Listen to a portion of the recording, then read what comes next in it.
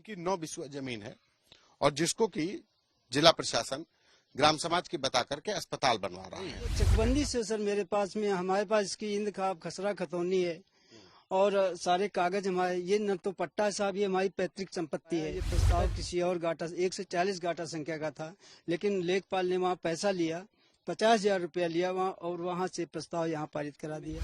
अब उसका स्टे हो गया है, अब भी नहीं बंद कर रहे निर्माण का, या किसी दूसरे लेखपाल से, क्योंकि ये सबसे भ्रष्ट लेखपाल है श्रवण कुमार। तो सेम यही कंडीशन जो मड़ौली में हुई है, मैं यही सोच के वहाँ गया था 20 तारीख को हुजूर यही यहाँ भी घटना होगी, मैं भी आत्मदाह ही कर लूँ। ये है कानपुर देहात के बैजूपुरवा गांव के घनश्याम पाल, जो कह रहे हैं कि उनके साथ भी प्रशासन और स्थानीय लेखपाल ने भ्रष्टाचार और धोखाधड़ी की और उनकी निजी जमीन को ग्राम सभा की जमीन बताकर एक प्रोजेक्ट शुरू करवा दिया गया।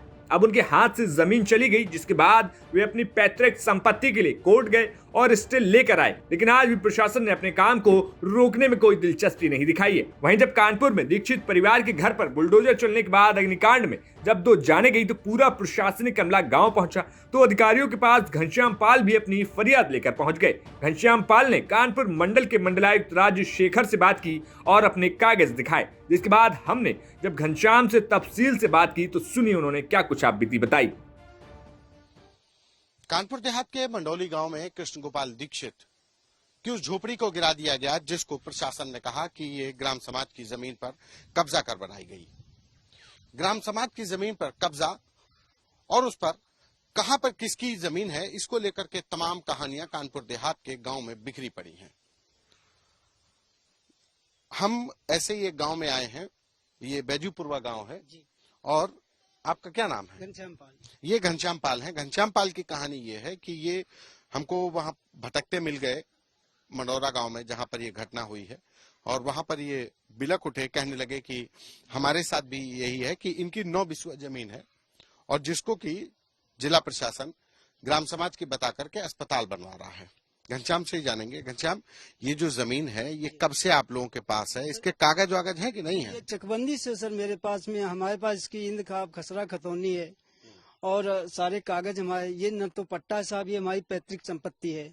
पैतृक संपत्ति होने के कारण ही मैंने हुजूर जो है जिलाधिकारी महोदय से अपनी प्रार्थना की कि साहब इस पे जो प्रस्ताव पारित करवाया है, ये प्रस्ताव किसी और गाटा 1 से 40 गाटा संख्या का था, लेकिन लेखपाल ने वहाँ पैसा लिया, 50,000 रुपया लिया वहाँ, और वहाँ से प्रस्ताव यहाँ पारित करा दिया। हमने हाथ जोड़ के प्रार्थना की भैया कि हम तो रात भर वहाँ सिक्योरिटी में ड्यूटी करते हैं और मेरी पत्नी के पेट का ऑपरेशन हुआ है, जिसको मैं खाना नहीं दे पाता हूँ। आंतों का ऑपरेशन है साहब, थैली बाहर बंधी हुई है और मैं उसको भूखा प्यासा छोड़ता हूँ। मैं सारा दिन बिना खाए पिए भटकता हूँ, कहीं डीएम के पास, कहीं एसडीएम के पास। क्या फरियाद है, क्या समस्या? ये थी सर हमारी की पैमाइश करवा दी जाए किसी दूसरे लेखपाल से, क्योंकि ये सबसे भ्रष्ट लेखपाल है श्रवण कुमार। तो ये मतलब लेखपाल ये किस बात की पैमाइश कराना चाहते हैं, क्या इस बात की कराना चाहते थे कि हमारी 9 बिस्वा आप निकाल दीजिए, फिर आप अपनी ले लीजिए, लेकिन उन्होंने पैमाइश नहीं किया, क्योंकि वहाँ से पैसा कहते ये देख लीजिए जगह यहाँ और है नहीं।